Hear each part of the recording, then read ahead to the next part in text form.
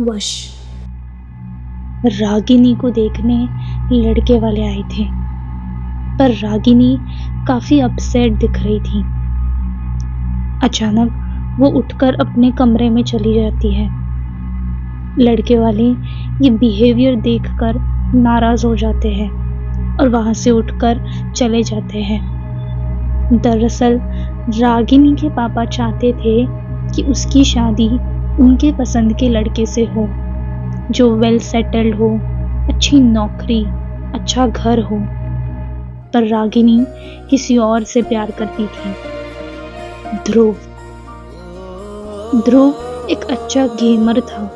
अपना करियर वो यूट्यूब पर बनाना चाहता था। रागिनी और ध्रुव कॉलेज के फर्स्ट ईयर में मिले और सेकेंड ईयर में दोनों साथ आए। कॉलेज के लास्ट ईयर में एक दिन रागिनी और ध्रुव बाइक पर घूम रहे थे, क्लास बंक करके।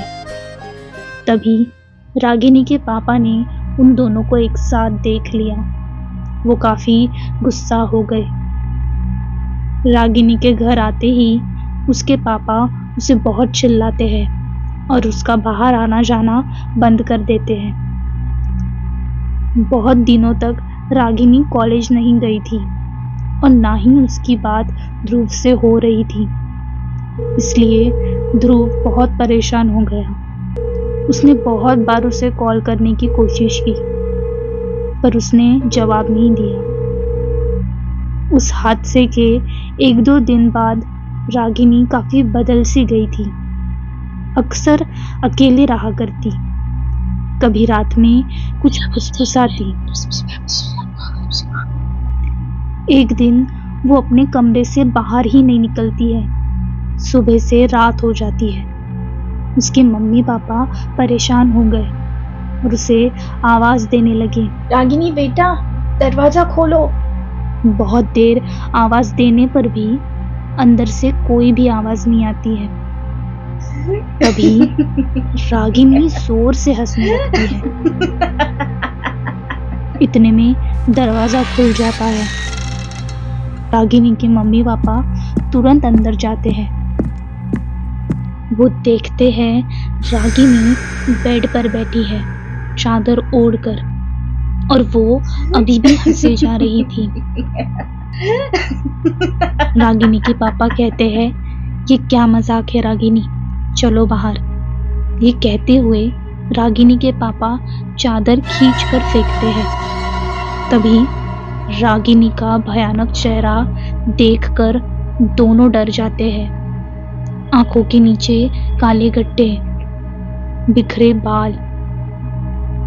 वो काफी भयानक तरीके से अपने पापा को देखती है और फिर से जोर से हंसने लगती है। उसके मम्मी पापा डरकर बाहर आ जाते हैं। कई दिनों तक रागिनी बहुत वियर्ड बिहेव करती थी। कभी वो एक कोने में खड़े होकर हंसती, तो कभी रोती, कभी अकेले में कुछ फुसफुसाती,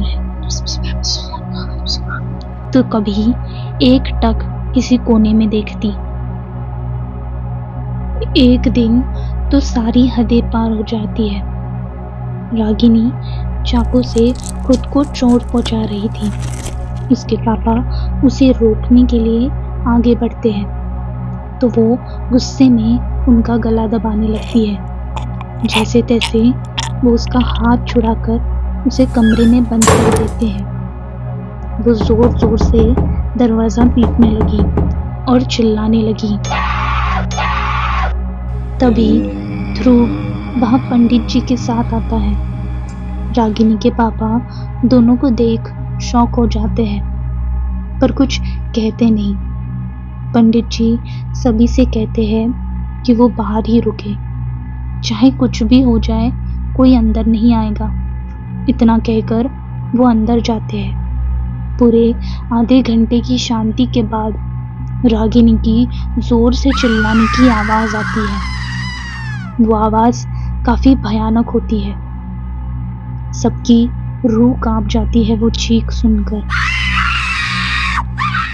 पंडित जी बाहर आते हैं और कहते हैं चाहे जो हो जाए, मैंने जो लॉकेट रागिनी को पहनाया है वो कभी मत निकालना। तभी रागिनी की माँ पूछती है, पर इसे क्या हुआ था? अचानक वो ऐसा बिहेव क्यों करने लगी? तब पंडित जी बताते हैं कि आपकी बेटी पर किसी ने वशीकरण किया था और वो आपका ही कोई करीबी है। इतने में पंडित जी रागिनी के पापा की तरफ देखते हैं। तभी रागिनी के पापा रोते हुए कहते हैं कि मुझे माफ कर दो, ये सब मैंने ही किया था। मुझे बस रागिनी की शादी अपने पसंद के लड़के से करानी थी जो वेल सेटल्ड हो। मुझे नहीं पता था ये वशीकरण इतना भयानक और हावी होगा। रागिनी के पापा अपनी गलती मानते हैं और ध्रुव और रागिनी को एक्सेप्ट करते हैं।